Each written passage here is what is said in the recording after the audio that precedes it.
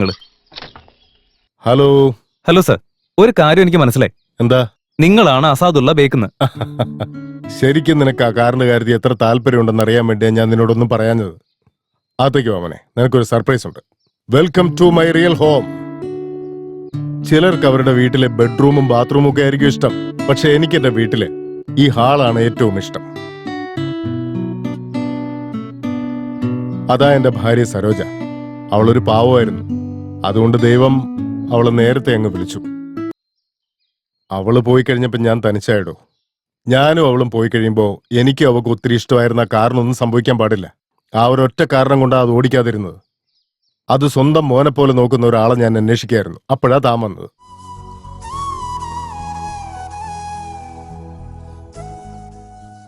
ഈ കുഞ്ഞാരെന്ന് മനസ്സിലായില്ല. അതെന്റെ മകനാ. മകനോ? പിന്നെ തനിച്ചാണെന്ന് പറഞ്ഞെന്താ? യെസ്, പക്ഷെ അവൻ ഉള്ളതും ഇല്ലാത്തതും ഒക്കെ ഒരേപോലെയാ. ആ ചർച്ചിന്റെ അടുത്തുള്ള ഒരു സ്ട്രീറ്റിലെ അവിടെ അവൻ എന്റെ അടുത്തേക്ക് വരികയില്ല, ഒരു ഫോൺ പോലും ചെയ്യില്ല. കാശിനോടുള്ള താല്പര്യം അവന്റെ അച്ഛനോടില്ല. ഞാനും അത് വിട്ടു. കാരണം ഈഗോ, ആറ്റിറ്റ്യൂഡ്, എക്സെട്രാ എക്സെട്രാ. അവനൊന്നും ജീവിച്ചിട്ട് ഒരു കാര്യമില്ല, ചത്തു തൊലയണം. Forget it. ഞാനും അത് കൈവിട്ട് കളഞ്ഞ കേസാ. Come on young man, let's have a drink. അയ്യോ, എനിക്കിതൊന്നും വലിയ ശീലില്ല സാറേ. സാരമില്ലടോ, ഒരെണ്ണം അടിക്കേ, ഒന്നും സംഭവിക്കില്ല. ഓ സോറി. എടോ പോടോന്നൊക്കെ വിളിച്ചു, കുഴപ്പമില്ലല്ലോ. അതിനിപ്പോ എന്താ സാറ്, സാർ എന്ത് വേണേലും വിളിച്ചോ, പക്ഷെ നാളെ വരാൻ മാത്രം എന്നോട് പറഞ്ഞേക്കരുത്. Good one. ശിവലിംഗം, ആ. എന്താണെന്ന് അറിയില്ലടോ, എനിക്ക് തന്നെ ഒരുപാട് ഇഷ്ടമായി. പാടോ, അടിക്കാം. അല്ല അത് പോട്ടെ സാറേ, എനിക്ക് കുറച്ച് പഞ്ചസാര കിട്ടോ? പഞ്ചസാരയോ? ഒന്ന് എടുത്ത് താ സാറേ. ആ, ഒരു മിനിറ്റ് ഇടോ. സുബലക്ഷ്മി. അതാരാ സാറേ? എന്റെ വീട്ടിൽ ജോലിക്കാരിയായിട്ട് വന്നതാ. ഇപ്പൊ ഇവിടുത്തെ വീട്ടുകാരിയായി. അപ്പൊ സാറ് വേലക്കാരനെ വെച്ചോണ്ടിരിക്കുക? ചേച്ചേ, അങ്ങനെയല്ലടോ. വീട്ടുകാരി എന്ന് വെച്ചാൽ ആ അർത്ഥമല്ല. വീട്ടിൽ ജോലി നോക്കാൻ വന്നതാണെങ്കിലും ഇപ്പൊ അവളും വീട്ടിലെ ഒരു അംഗമായി എന്ന് പറഞ്ഞതാ. ഓഹോ. ആ, ഒരു മിനിറ്റേ. സുബലക്ഷ്മി, ഇങ്ങ് വാ. ആ പറയൂ സാറേ. ഇത് ശിവലിംഗം. സുബലക്ഷ്മി. നമസ്കാരം. ഹായ്. അത് കാര്യമാക്കണ്ടോ, സ്പോക്കൺ ഇംഗ്ലീഷിന്റെ കോഴ്സ് പഠിച്ചോണ്ടിരിക്കുക. അതുകൊണ്ടാ. കുറച്ച് പഞ്ചസാര എടുത്തോണ്ട് വാ. അതിന്റെ കൂടെ ആ ഓപ്പൺ ചെയ്യുന്ന ഓപ്പണർ കൂടെ എടുത്തോണ്ട് വാ. സാറ് ആളെ കാണാൻ നല്ല ഐശ്വര്യമുണ്ട്. എടാ, നീ ഇങ്ങനെ അടിക്കുന്ന ഈ വിസ്കി കമ്പനിക്കാരൻ കണ്ട അവൻ സൂയിസൈഡ് ചെയ്യും. വേറെ നിവൃത്തിയില്ല സാറ്. എന്റെ അമ്മയുടെ ഡെലിവറി കുറച്ച് ബുദ്ധിമുട്ടായതുകൊണ്ട് ഞാൻ കുറച്ച് മാനുഫാക്ചറിംഗ് ഡിഫക്റ്റോടുകൂടിയാണ് ജനിച്ച്. അതുകൊണ്ട് എനിക്ക് ഇങ്ങനെയുള്ള ശീലങ്ങളൊന്നും ഇല്ല. Cheers. നന്നായി വരട്ടെ. സാറിനോട് അങ്ങനെ സംസാരിച്ചതിന് ശേഷം സീരിയലിൽ വരുന്ന ഹീറോയിൻസിനെ പോലെ ഞാൻ ആകെ ഇമോഷണൽ ആയിപ്പോയി. എന്താണെന്നറിയില്ല, അസാദുള്ള ബേഗ് സാറ് എന്റെ മനസ്സിലങ്ങ് കയറി പറ്റി. അങ്ങനെയാണോ? അയ്യോ, ഞാനിപ്പോ ഒരുപാട് ദൂരത്താണല്ലോ, എന്താ ചെയ്യാ? അതെന്താന്ന് വെച്ചാ എന്റെ അനിയന്റെ മോനുണ്ടല്ലോ, അവനെ ഇപ്പൊ ഹോസ്പിറ്റലിൽ അഡ്മിറ്റ് ചെയ്തിരിക്കുക. അതുകൊണ്ട് ഇന്ന് എപ്പോഴാ വരുന്നെന്ന് പറയാൻ പറ്റത്തില്ല. നാളെ ഉറപ്പായിട്ട് ഞാൻ കടയെ കാണും. വന്നോ, കുഴപ്പമില്ല. ഫോണില് എന്റെ ഒരു പരിചയക്കാരനാണ്, അയാൾക്ക് കുറച്ച് പൈസ കൊടുത്ത് തീർക്കാണ്ടായിരുന്നു മോനെ. ഇപ്പൊ എന്റെ മറിക്കാനില്ല, അതാ ഇങ്ങനൊക്കെ പറഞ്ഞു ഒഴിവാക്കിയേ. അല്ല, അതിന് നീ എന്തിനാ മോനെ ഞെട്ടിയേ? ഇല്ല, ഷോക്കൊന്നുമില്ല ഏട്ടാ. അല്ല, മോൻ ഫോൺ ചെയ്തപ്പോ എന്തോ പ്രധാനപ്പെട്ട കാര്യം പറയാണ്ടെന്ന് പറഞ്ഞു. എന്താ മോനെ അത്? അത് വേറൊന്നുമല്ല, ചേട്ടൻ എന്നെ വിളിച്ചിട്ട് അത്യാവശ്യമായിട്ട് എന്തോ പറയാനുണ്ടെന്ന് പറഞ്ഞില്ലേ, അതുകൊണ്ട് വന്നതാ. അതൊക്കെ ഞാൻ പറയാൻ മോനെ. ആദ്യം നിന്റെ കാര്യം എന്താന്ന് പറ. ആദ്യം ചേട്ടൻ പറയുന്നേ. അതല്ല, മോൻ പറ. ചേട്ടൻ തന്നെ പറ. അത് പറ്റില്ല, നീ പറ. മര്യാദയ്ക്ക് പറയുന്നുണ്ടോ ഇല്ലയോ? അല്ല, അതിപ്പോ ഞാൻ എങ്ങനെയാ പറയുന്നേ? ആരുടെ ദൃഷ്ടിദോഷാണെന്ന് അറിയില്ല. കടയിൽ വലിയ കച്ചവടമൊന്നും ഇല്ല മോനെ. എനിക്ക് നീ ഒരു 3000 രൂപ കടം തരുമോ? എന്താ?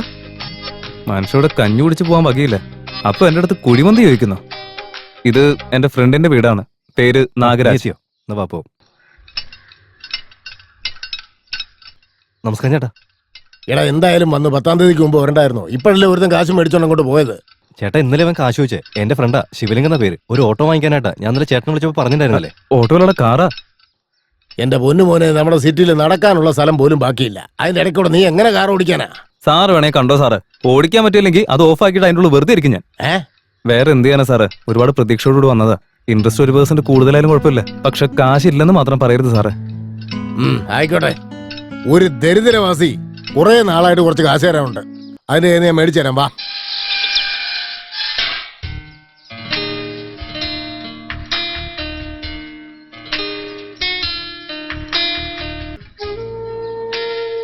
2+2 4. നമസ്കാരം മംഗള മാഡം.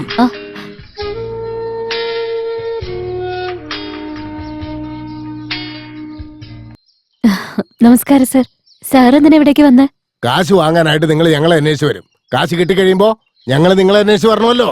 അയ്യോ, അത് കഴിഞ്ഞ ആഴ്ച അത്ര സുഖമില്ലായിരുന്നു, അതുകൊണ്ടാ വരാൻ പറ്റുന്നെ. സുഖമില്ലെങ്കിൽ എന്താ ഒരു ഫോൺ ചെയ്ത് പറഞ്ഞൂടെ? അല്ലെങ്കിൽ ഞാൻ ഫോൺ വിളിക്കുമ്പോ എടുത്തൂടെ? ഞാനായതുകൊണ്ട് സാരമില്ല. ഇതേ സ്ഥാനത്ത് വേറെ എവനെങ്കിലും ആയിരുന്നെങ്കിൽ അവൻ നിന്നെ എന്ത് ചെയ്യുമെന്ന് പറയാൻ പറ്റുമോ? ദേ കൊച്ചേ, ഇവൻ എനിക്ക് അറിയാവുന്നൊരു പയ്യനാ, നാഗരാജൻ. ദേ ഇവന്റെ ഫ്രണ്ടാ ശിവലിംഗം. ഞാനിപ്പോ ക്ലാസ് എടുക്കായിരുന്നു. എന്തുണ്ടെങ്കിലും വൈകുന്നേരം സംസാരിക്കാം. കാശ് ചോദിക്കാൻ വരുമ്പോ ക്ലാസ് എടുക്കുന്ന കാര്യം പറഞ്ഞിട്ട് എന്താ കൊച്ച കാര്യം? ദേ കൊച്ചേ, എനിക്ക് ഇവനൊരു 20,000 രൂപ കൊടുത്തേ പറ്റൂ. ഇപ്പൊ തൽക്കാലം എന്റെ വേറെ കാശില്ല. നീ എന്റെ കയ്യിൽ നിന്ന് വാങ്ങിച്ച കാശ് ഇപ്പൊ എനിക്ക് തന്നേക്ക്. ഞാൻ ആ കാശെടുത്ത് ഇവന് കൊടുത്തേക്കാം. ഒരാഴ്ച സമയം തന്നാ മതി, ഞാനത് തിരിച്ചു തരാം. എന്തോന്ന് ഒരാഴ്ച? കഴിഞ്ഞ മാസം പലിശ പോലും തന്നിട്ടില്ല. ഈ 15-ാം തീയതി ആകുമ്പോ 2 മാസമാവും. അങ്ങനെ ഇരിക്കുമ്പോ ഒരാഴ്ച കൊണ്ട് നീ എങ്ങനെ 20,000 തരുന്നേ? എന്റെ കൊച്ച, ഇങ്ങനെയൊക്കെ ചെയ്യാൻ നിനക്ക് നാണോ മാനോ ഒന്നുമില്ലേ? മറ്റുള്ളവരെ പോലെ എന്തെങ്കിലും നാണം കെട്ട പരിപാടി ചെയ്യാൻ നിനക്ക് പറ്റില്ല. കാരണം നീ ഒരു പെങ്കൊച്ച. എന്താ മോളെ ഒരു ബഹളം? നിങ്ങൾ ആരാന്ന് അറിഞ്ഞാ കൊള്ളാം. ഞാൻ ഇവിടുത്തെ ഹെഡ് മാസ്റ്റർ. ആദ്യം ആ കൊച്ചിന് ശമ്പളം കൂട്ടി കൊടുക്ക. ഏ? പലിശയ്ക്ക് പണം വാങ്ങിച്ചിട്ട് ഇതുവരെ പലിശ പോലും തന്നിട്ടില്ല. സാരമില്ല സാറ്, ഞാൻ പൈസ വേറെ ഉടനെ അറേഞ്ച് ചെയ്യാം. എടാ, നിനക്ക് വേണ്ടെങ്കിൽ വേണ്ട, പക്ഷെ എനിക്ക് വേണ്ടേ? നിങ്ങളെന്ന് പറയുന്നു ഒന്ന് അതെ, പറയാ. അതെ, അതെ. ആ കേട്ടല്ലോ. എടാ കാശ് നീ വേണമെന്ന് പറഞ്ഞിട്ട് ഇപ്പൊ എന്താ മാറ്റി പറയുന്നത്? ക്ലാസ് കഴിഞ്ഞിട്ട് കാശിന്റെ കാര്യം സംസാരിക്കാലോ. കാശ് എന്നാ പിന്നെ സംസാരിക്കേണ്ട അല്ല, കാര്യമില്ലല്ലോ. അത് ശരിയാണ്. എന്നാ പിന്നെ നിങ്ങൾ വാ. നിങ്ങൾ അവരുടെ അടുത്ത് തന്നെ സംസാരിച്ചോ. ആ കാശ് താ കൊച്ചേ, ഇല്ലെങ്കിൽ അങ്ങേരുടെ കയ്യിൽ നിന്ന് വാങ്ങിച്ചതാ. ചേടാ, കാര്യം അന്വേഷിക്കാൻ വന്നതിന്റെ തലയിൽ സകല പണിയും കൂടെ ഇടുവാണ്. ഞാൻ പോവാ. അങ്ങേര് പറഞ്ഞ കേട്ടില്ലേ? എന്താ കൊച്ചേ ഇത്? പെണ്ണ് കാണലിൽ നിൽക്കുന്ന പോലെ തല കുനിച്ച് നിന്നാൽ എങ്ങനെയാ? എന്തെങ്കിലും ഒന്ന് പറ. നാളെ വാ ചേട്ടാ, എന്തായാലും തരാം. എടാ, നീ കേട്ടില്ലേടാ? ഞാൻ എത്രയ്ക്ക് ഒച്ച വെച്ച് ചോദിച്ചിട്ടും അതൊന്നും വകവെക്കാതെ ആ കൊച്ചു ശാന്തമായിട്ട് മറുപടി പറയുന്നത് കേട്ടില്ലേ? പറഞ്ഞ വാക്കിന് മാറ്റില്ലല്ലോ. ഞാൻ എന്നെ തന്നെ പണയം വെച്ചിട്ടാണെങ്കിൽ അതങ്ങ് തരാം. കേട്ടോടാ, ആർക്കോ ലോട്ടറി അടിക്കാൻ പോകുന്നു.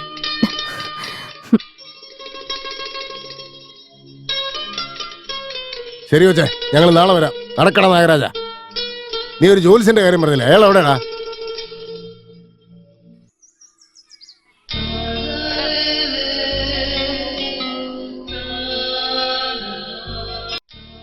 ഇന്ന് ആരെയാണ് ഞാൻ കണി കണ്ടതെന്ന് അറിയില്ല. എനിക്കെന്തോ എന്നോട് തന്നെ ദേഷ്യം തോന്നി. ഈ കണ്ണീന്ന് വരുന്ന കണ്ണീര് അത് 1 മില്ലി ഉണ്ടാവുമോ? പക്ഷെ അത് നമുക്ക് തരുന്ന വേദനയുണ്ടല്ലോ, അത് നമുക്ക് താങ്ങാൻ പോലും പറ്റില്ല. ആരോടെങ്കിലും ഒന്ന് മനസ്സ് തുറന്ന് സംസാരിക്കാൻ തോന്നി. അതുകൊണ്ടാ ഇവിടേക്ക് വന്നേ.